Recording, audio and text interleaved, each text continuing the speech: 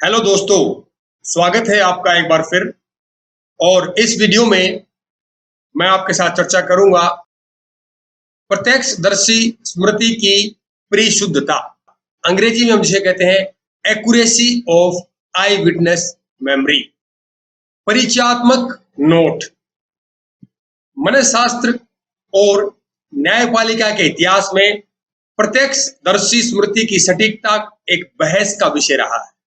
काफी इस पर डिबेट हुई है और अभी भी इस पर चल रही है। रिसर्च से जो परिणाम आते हैं उन परिणामों का सही से मूल्यांकन और फिर उनका अनुप्रयोग इस बहस में अपना योगदान देता रहता है। प्रत्यक्षदर्शी स्मृति से संबंधित जो डिबेट है उसका मुख्य कारण यह है कि जो आई विटनेस मेमोरी होती है वो इतनी सटीक नहीं होती है। उसमें कुछ कमियां होती है, कुछ खामियां हैं, कुछ गलती होती है और कई बार तो लगभग वो सारी की सारी ही गलत होती है। अर्थात जो व्यक्ति ने रिकॉल किया है उसमें काफी सारी खामियां होने के कारण ये एक डिबेट का मुद्दा रहा है। खामियां डिबेट का कारण बना, इसके पीछे भी एक और रीजन है, वो है क्योंकि किसी व्यक्ति की सजा या उसके जीवन से संबंधित फैसला प्रत्यक्षदर्शी स्मृति के आधार पर किया जा सकता है और किया जाता रहा भी है। इसीलिए जूरिस्प्रूडेंस में और मनःशास्त्र में इस विषय पर काफी सारी रिसर्च हुई है और चर्चाएं लगातार चलती रहती है। मजेदार बात यहाँ पर एक ये है कि जो हमारी स्मृति है इसमें जो झूठी यादें हैं, यादें भी कभी झूठी हो सकती है, बिल्कुल।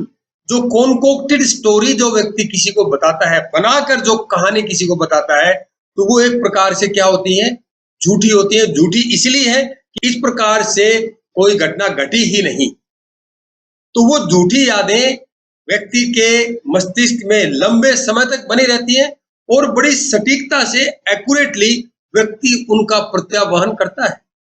और ये एक बड़ा पेचीदा विषय है कि ट्रू इंफॉर्मेशन जब बाहर निकल कर आती है तो वो एक प्रकार से विकृत होती है, लेकिन जो झूठी सूचना बाहर निकल कर आती है मस्तिष्क से तो उसमें विकृति की संभावना काफी कम होती है। तो इस विषय ने रिसर्चर्स का जो ध्यान था अपनी तरफ खींचा, उनको अध्ययन के लिए प्रेरित किया और रिसर्च की गई। और रिसर्च के बाद जो आउटपुट आई उनसे ये पता चला कि मनुष्य की जो संज्ञानात्मक प्रणाली है, कॉग्निटिव सिस्टम है, वो हाईली डायनामिक है, वोलेटाइल है, जिसमें परिवर्तन अक्सर होते रहते हैं। और वो ऐसे परिवर्तन जो व्यक्ति अपने मन मर्जी से नहीं करता है और व्यक्ति को तो पता भी नहीं होता है कि मस्तिष्क में जो सूचनाएं हैं उसमें परिवर्तन लगातार होते रहते हैं। अब जो प्रत्यक्षदर्शी स्मृति है उसके रिकॉल की सटीकता है सूचना के प्रसंस्करण पर निर्भर करती है। ये प्रसंस्करण क्या होता है? Processing of the information. Initially शुरुआत में जब व्यक्ति किसी घटना को देखता है, उससे संबंधित चीजों को ऑब्जर्व करता है, सुनता है, तो वो सारी इंफॉर्मेशन मस्तिष्क में जाकर प्रोसेस होती है, उसका प्रसंस्करण होता है, उसके बाद वो स्टोर होती है। अगर प्रसंस्करण ही सही से नहीं हुआ है, इनिशियल प्रोसेसिंग ही सही नहीं हुई है, तो जो रिकॉल करते वक्त सटीकता में काफी कमी आने की संभावना होती है। स्कैक्टर ने अपने प्रयोगों के आधार पर यह बताया है कि सटीकता की कम होने की जो दर है उसका मुख्य कारण है जो प्रोसेसिंग है वो बहुत डीप नहीं होती, काफी सैलो होती है, छिछली होती है।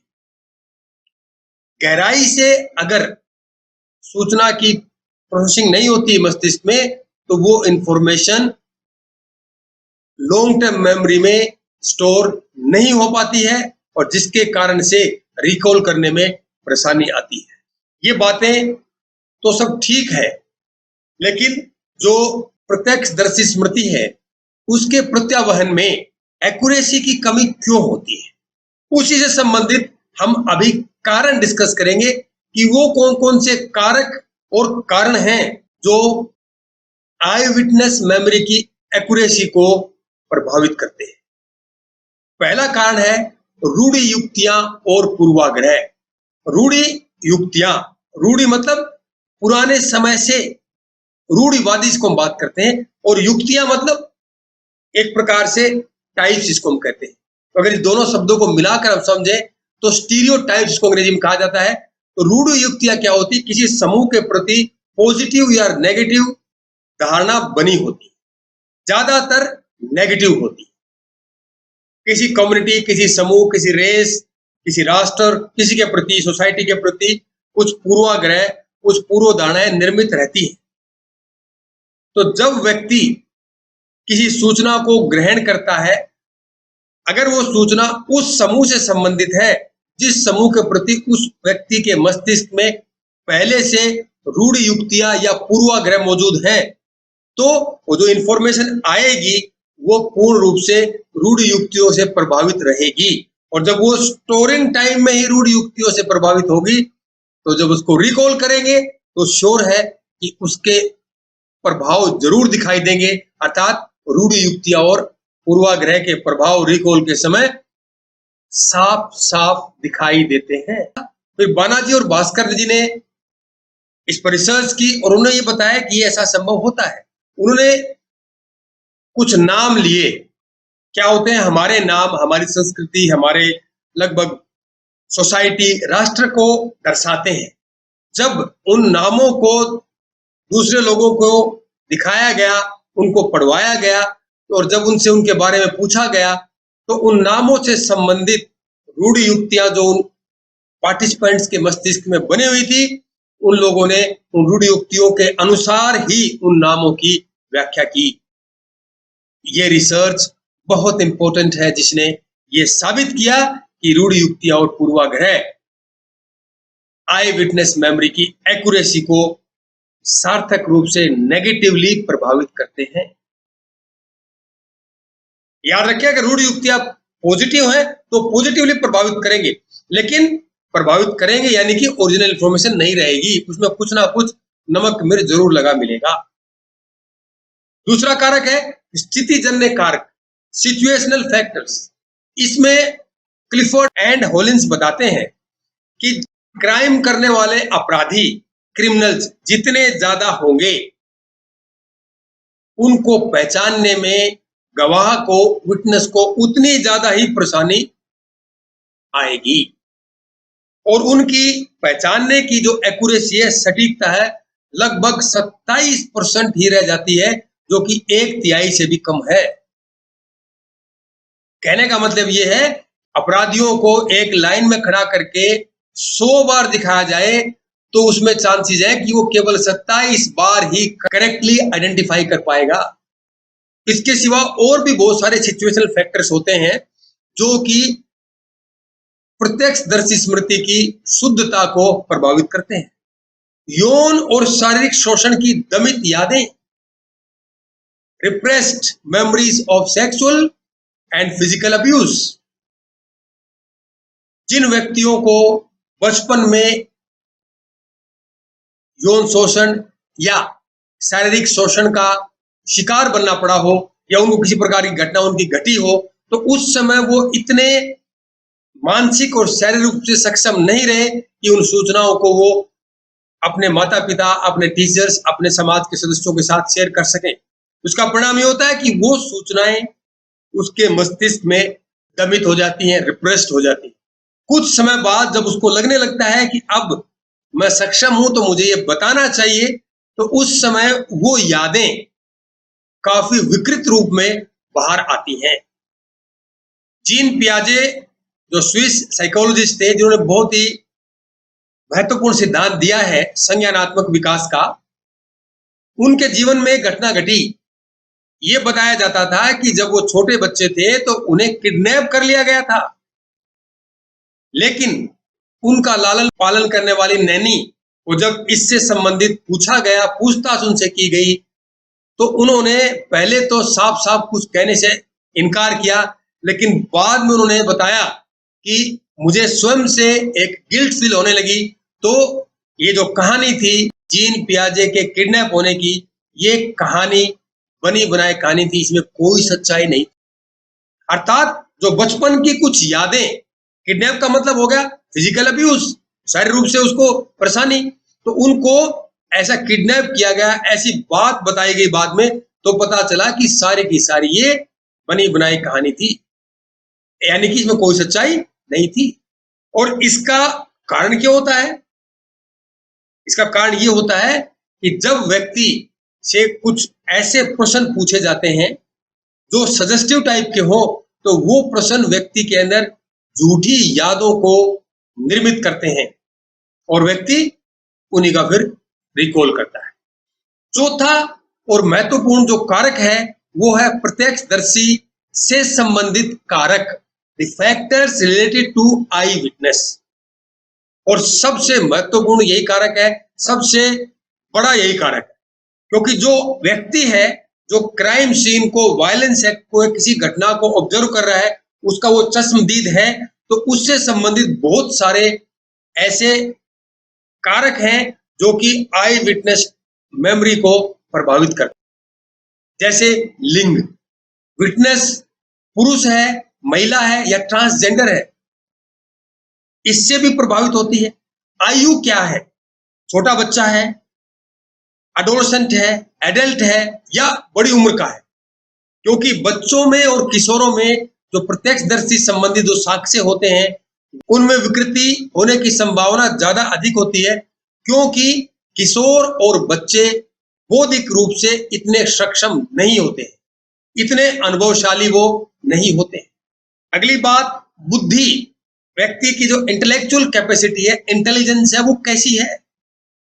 ऑब्जर्वेशन कैपेसिटी, उसका व्यक्तित्व किस प्रकार का है।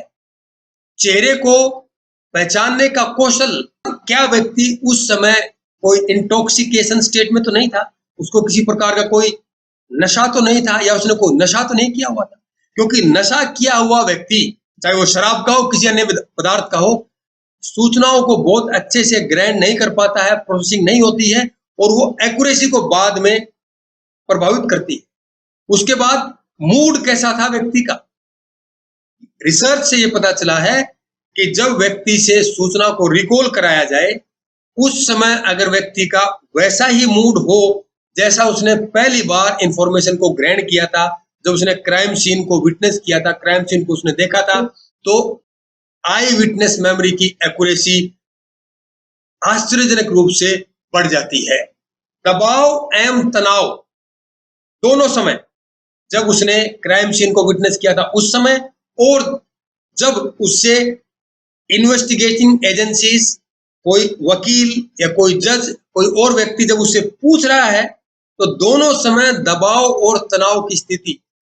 याद रखें, व्यक्ति जब भी स्ट्रेसफुल होगा तो वो बहुत अच्छे से रिकॉल नहीं कर पाएगा, क्योंकि स्ट्रेस सीधा का सीधा जो मेमोरी कंट्रोलिंग ब्रेन पार्ट्स हैं, ब्रेन फंक्शनिंग है, उसको सीधा नकारात्मक रूप से प्रभावित करता है दबाव।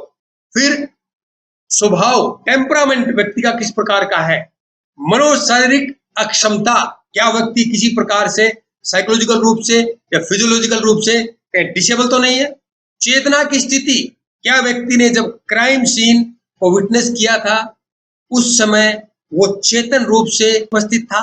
कई बार ऐसी स्थिति हो जाती है, क्योंकि जब व्यक्ति किसी एक ऐसी घटना को ऑब्जर्व करता है जिसने कभी उसने जीवन में सोचा ही नहीं था, तो उस समय व्यक्ति एकदम से कांप जाता है, अंदर तक झकझोर देती है वो घटना उसको, जिसके कारण से वो एक प्रकार से एक अचेतन की स्थिति में आ जाता है और चीजों को ना तो ऑब्जर्व कर पाता, ना सुन पाता, ना देख पाता, एक तरह से जड़ता की स्थिति में आ जाता है। ऐसी स्थिति में आने पर व्यक्ति सूचनाओं का प्रसंस्करण नहीं कर पाता है, भंडारित नहीं होती है, अंत में रिकॉल में उसकी जो एक्यूरेसी है उसमें भी काफी विकृति उत्पन्न हो जाती है। संवेगात्मक प्रतिक्रिया, इमोशनल रिस्पॉन्स, क्राइम के प्रति और जब वो सूचनाएं रिकॉल कर रहा है उसके प्रति उसका जो इमोशनल पैटर्न है वो किस प्रकार का है, वो भी प्रभावित करता है। इमीडिएट रिस्पॉन्स व्यक्ति का किस प्रकार से था, कि तत्काल प्रतिक्रिया व्यक्ति ने कैसी की क्राइम को देख करके, क्रिमिनल एक्टिविटी को देख करके। नींद की कमी, अगर व्यक्ति क्राइम सीन को ऑब्जर्व करने के बाद किसी प्रकार से ऐसी मानसिक स्थिति में आ जाता है जहां पर वो पूर्ण रूप से भरपूर नींद नहीं ले पाता है, तो भी सटीकता में विकृति मिलेगी ही मिलेगी, क्योंकि नींद व्यक्ति की स्मृति को कंसोलिडेट करती है, जिसके कारण से उसमें सटीकता बढ़ जाती है। कल्पना क्षमता, इमेजिनेटिव कैपेसिटी, जिस व्यक्ति की जितनी ज्यादा इमेजिनेटिव कैपेसिटी होगी रिकॉल में, उतनी ही ज्यादा विकृति पाने की संभावना होगी। और भी बहुत सारे कारक हैं व्यक्ति से संबंधित जो कि प्रत्यक्षदर्शी स्मृति को प्रभावित करते हैं। समय या अंतराल, अर्थात किसी घटना के घटित होने और उसके बाद उसको रिकॉल करने के बीच का जो अंतराल है, बीच का जो समय है, वो भी प्रभावित करता है। रिसर्च ने ये पता लगाया है कि अगर ये समय अंतराल ज्यादा होता है तो उतनी ही एक्यूरेसी भी नकारात्मक रूप से प्रभावित होती है। अगला कारक है सम्मोहन और प्रत्यक्षदर्शी स्मृति। इसको हम हिप्नोसिस या हिप्नोटिज्म बोलते हैं। सम्मोहन एक मनशास्त्रीय तकनीक है जिसके माध्यम से व्यक्ति को रिग्रेस किया जाता है, उसके बचपन की स्टेट में या पिछली स्टेट में उसको ले जाया जाता है मानसिक रूप से। शारीरिक रूप से ऐसी कोई टेक्निक नहीं है कि व्यक्ति को छोटा बना दिया जाए। उसके बाद जब वो सम्मोहन की स्थिति में होता है, उससे प्रश्न पूछे जाते हैं उस इवेंट या घटना से रिलेटेड। ये माना जाता है कि जब व्यक्ति सम्मोहन की स्थिति में होता है तो वो उससे जितनी भी सूचनाएं हैं वो बहुत अच्छे से रिकॉल कर पाता है। जब इस टेक्निक को इस्तेमाल करके इस पर रिसर्च की गई तो यहां यह भी पाया गया कि कई बार सम्मोहन की स्थिति में व्यक्ति उन बातों का भी जिक्र कर बैठता है, उन घटनाओं का भी जिक्र कर बैठता है जो कभी घटित ही नहीं हुई, अर्थात फॉल्स मेमोरीज। लेकिन 1976 में अमेरिका में एक केस हुआ। अपहरणकर्ताओं ने कुछ बच्चों का अपहरण कर लिया। जो बस का ड्राइवर था उसने अपहरणकर्ता के जो व्हीकल था, गाड़ी थी, उसकी नंबर प्लेट को देख लिया, लेकिन वो नंबर प्लेट को भूल गया, उसको बिल्कुल याद नहीं रही। फिर सम्मोहन विशेषज्ञों द्वारा उसे सम्मोहन की स्थिति में ले जाया गया और फिर उससे उस घटना से संबंधित प्रश्न किए गए। आश्चर्यजनक रूप से उस बस ड्राइवर ने सम्मोहन की स्थिति में किडनैपर्स के व्हीकल का जो नंबर प्लेट थी उसको सटीकता से बता दिया, जिसके कारण से उन्हें अरेस्ट किया गया और केस का समाधान हुआ। ये ऐसे कई सारे आइसोलेटेड इंसिडेंट्स होते हैं, लेकिन सम्मोहन टेक्निक एक महत्वपूर्ण टेक्निक है मनशास्त्र की। इस पर और रिसर्च करने की आवश्यकता है। अगला कारक है पक्षपाती, विचारोत्तेजक और गलत प्रश्न, बायस्ड, सजेस्टिव और रोंग क्वेश्चनिंग। अगर सजेस्टिव क्वेश्चन पूछे जाते हैं, सजेस्टिव का मतलब कि जो प्रश्न पूछने वाला है वो अपने हिसाब से उस केस को मोड़ना चाहता है, अपने हिसाब से गवाह से कुछ उगलवाना चाहता है जो सच्चाई नहीं है। कुछ बायस्ड प्रश्न उससे किए जाते हैं, गलत प्रश्न पूछे जाते हैं। तो बार बार ऐसे प्रश्न पूछने से जो गवाह है वो उन चीजों को अपने वर्णन में ऐड कर लेता है।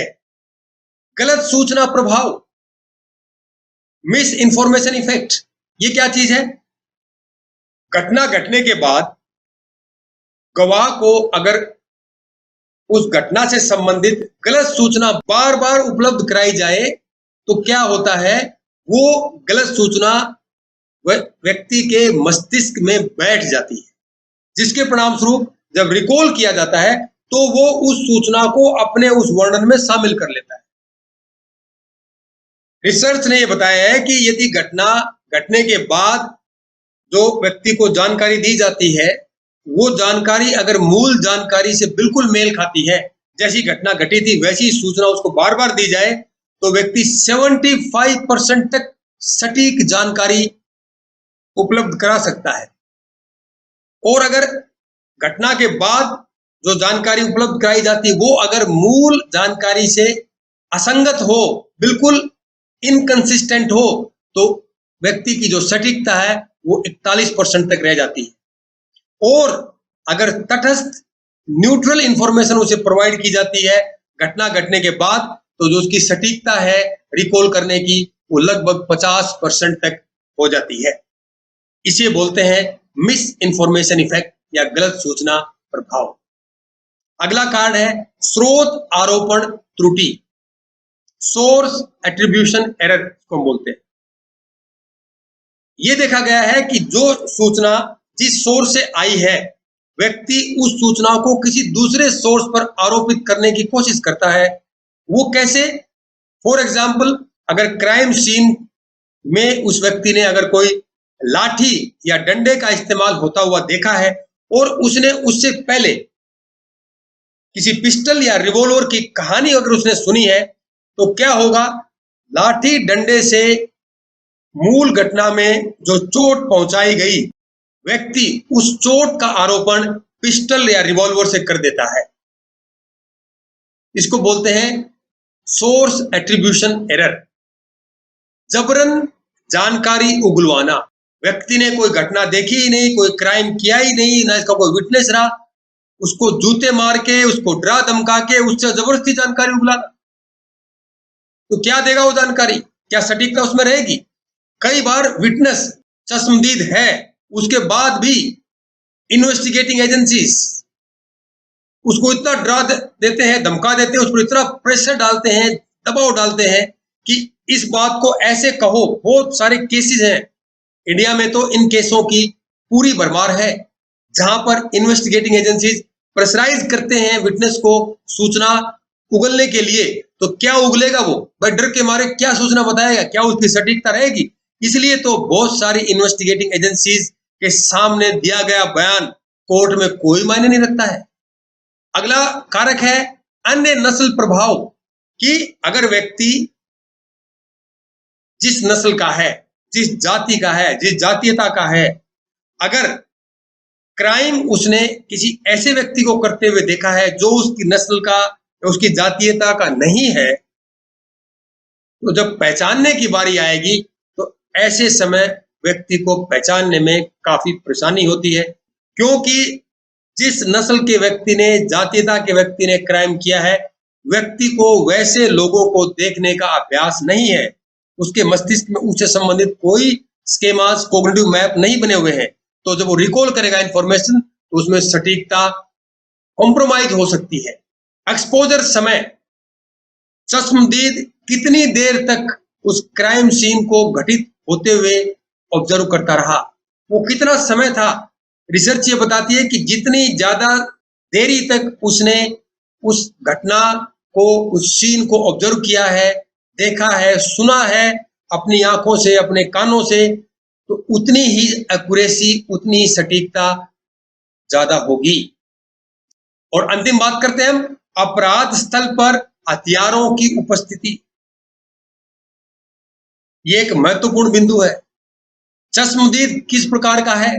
क्या उसने घटना घटने से पहले कभी हथियारों का उपयोग देखा है, किया है, या जो हथियार उसने देखे हैं क्या उनको वो जानता है? ये एक इंपॉर्टेंट पहलू है, क्योंकि हथियारों की उपस्थिति और उसका इस्तेमाल किसी व्यक्ति पर, क्राइम सीन पर किसी का मर्डर करते हुए, किसी का हाथ, किसी गर्दन काटते हुए अगर व्यक्ति ने देखा है, तो उस हथियार से संबंधित उस व्यक्ति के मस्तिष्क में एक भय, एक दबाव उत्पन्न हो जाता है, फियर उत्पन्न हो जाता है, एक स्ट्रेस सिचुएशन उत्पन्न हो जाती है, जिसके कारण से वो उसके बाद जितनी भी सूचनाएं वहां पर उपलब्ध थी उनको वो ग्रहण नहीं कर पाता है। और जब वो ग्रहण ही नहीं कर पाएगा तो क्या खाक उसका रिकॉल करेगा वो? दोस्तों, ये तो थे कुछ कारक जहां पर आई विटनेस मेमोरी की एक्यूरेसी प्रभावित होती है। अब हम कुछ ऐसे मुद्दों पर बात करेंगे जो रोंगटे खड़े करने वाले हैं। क्या न्यायिक व्यवस्था भी कोई अपराध कर सकती है? ऐसे न्याय प्रणाली के अपराधों पर यहां पर प्रकाश डालने की कोशिश कर रहा हूं, जिन्होंने इस मानवता की जड़ों को हिला दिया है। इन अपराधों ने हमारे अंदर मानवता है या नहीं, इस पर प्रश्न चिन्ह लगा दिया है। क्या हमारे न्यायाधीश जो अपने आप को लर्न्ड जजेस कहते हैं, क्या वो वाकई में लर्न्ड है? ये केसेस आपको बताते हैं। पहला केस है गोपाल शेट्टी, मुंबई का रहने वाला एक नौजवान। 2009 में उसको बलात्कार का दोषी पाया गया और फैसला आया और कोर्ट ने उसे जेल में डाल दिया। 7 साल जेल में रहा और 7 साल बाद वही कोर्ट कहता है कि निर्दोष है। इस बीच वो होटल में काम करता था, बहुत अच्छी उसकी सैलरी थी, उस समय लगभग 50,000 रुपए के आसपास, बहुत अच्छी रेपुटेशन थी, सब कुछ खाक में मिल गया। क्या वो कोर्ट दोषी नहीं? उसके लिए कोई कानून नहीं? क्या गोपाल शेट्टी को उसका वो वक्त लौटाया जा सकता है? मधुबाला मंडल केस असम में 59 वर्षीय महिला जिसको 3 साल के लिए कारागार में डाल दिया गया और बाद में कोर्ट कहता है कि वो बेकसूर थी, निर्दोष थी, उसको रिलीज कर दिया गया। ये है न्यायिक प्रणाली के दोष, अपराध, अक्षम्य अपराध। विष्णु तिवारी का केस, जिसने तो सारी हदें पार कर दी। 23 साल का नवयुवक जिसने जीवन की सुनहरे काल में अभी कदम ही रखा था कि उसको बलात्कार का दोषी पा करके अरेस्ट किया गया, यातनाएं दी गई और हमारे सो कॉल्ड लर्न्ड जजेस ने, न्यायाधीशों ने उसे आजीवन कारावास की सजा दे दी। 20 साल विष्णु तिवारी जेल में रहा। इस बीच इस सदमे में आकर के उसके माता पिता का देहांत हो गया, उसके भाई का देहांत हो गया और 20 साल बाद कोर्ट कहता कि निर्दोष है विष्णु तिवारी। क्या उस न्यायाधीश को कोई कानून ऐसा है जो उसको सजा दे सके? वो तो बड़ी चीज है भाई, उनके बारे में तो आप बोल ही नहीं सकते। अब अगला केस सुन लीजिए, संतोष केस। बलात्कार का आरोपी, बाद में डीएनए टेस्ट हुआ, पता चला कि वो तो निर्दोष है, बेगुनाह साबित हो गया। फिर अदालत ने उसको बरी किया, 15 लाख मुआवजा उसको दे दिया गया। बड़ा लकी रहा संतोष, कुछ तो मिला 15 लाख। हालांकि 15 लाख में वो रेपुटेशन वापस नहीं आ सकती, वो समय जो बीत गया वापस नहीं आ सकता। और एक अंतिम केस की मैं बात कर रहा हूं, ये केस आपके रोंगटे खड़े कर देगा। एक गरीब व्यक्ति जिसका नाम था रुदुल शाह, बहुत गरीब परिवार से था। 1953 में उसे अरेस्ट किया गया और उस पर ब्लेम लगा कि उसने अपनी पत्नी की हत्या की है। कोर्ट में केस चला, उसको यातनाएं भी दी गई, अरेस्ट भी किया गया, मारा गया, पीटा गया। गरीब था, कोई मदद करने वाला नहीं था, जैसा आज भी होता है। उसके बाद 1968 में 15 साल बाद कोर्ट ने उसे बरी कर दिया कि भाई ये जो व्यक्ति है ये निर्दोष है।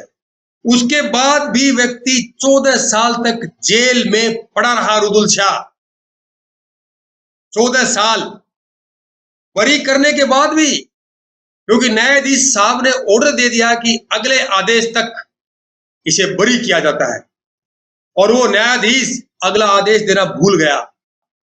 कुछ पत्रकार बंधुओं ने उस केस को मीडिया में उछाला, तब हमारी न्यायिक व्यवस्था की जो बंद आंखें हैं वो खुली और पट्टी हटी। तब प्रशासन में हड़कंप मचा और उस रुदुल शाह को बेगुनाही साबित होने के 14 साल बाद उसको रिहा किया गया, फिर पीआईएल कोर्ट में लगाई गई। तो ये कुछ ऐसे अपराध हैं न्यायिक प्रणाली के, जिन पर अगर हम विचार करें तो मानव की मानवता की जड़ हिल जाती है। दोस्तों, ये बातें करना बहुत आसान है। अगर किसी को पुलिस अरेस्ट करती है, उसके बाद एक एक दिन निकालना कितना कठिन होता है, ये आप इन लोगों से पूछिए। गोपाल शेट्टी, विष्णु तिवारी, रुदुल शाह, पूछिए इन लोगों से कि कितना कष्ट होता है। खैर दोस्तों, खामियां हर जगह हैं, खामियां रहेंगी, लेकिन रिसर्च इन खामियों को लगातार दूर करने की कोशिश करते रहेंगे। ये मेरे रेफरेंसेस हैं, संदर्भ आप क्रॉस चेक कर सकते हैं। आई विटनेस मेमोरी को गहराई से अगर आपको जानना है तो आप इनको जरूर रेफर कीजिए। और अगली हमारी परिचर्चा होगी प्रत्यक्षदर्शी स्मृति में सुधार, improvement in I witness memory. दोस्तों, वीडियो के कंटेंट्स और प्रेजेंटेशन स्टाइल अगर आपको अच्छा लगता है, औरों को बताएं। इसमें कुछ कमी लगती है या कोई आपका क्रिटिकल कमेंट है, आप मुझे कुछ सजेस्ट करना चाहते हैं, कोई प्रश्न आपका मुझसे है, तो आप मेरे कमेंट बॉक्स में एक कमेंट लिख सकते हैं या आप मुझे ईमेल कर सकते हैं। मेरी ईमेल आईडी है vermasujit@yahoo.com।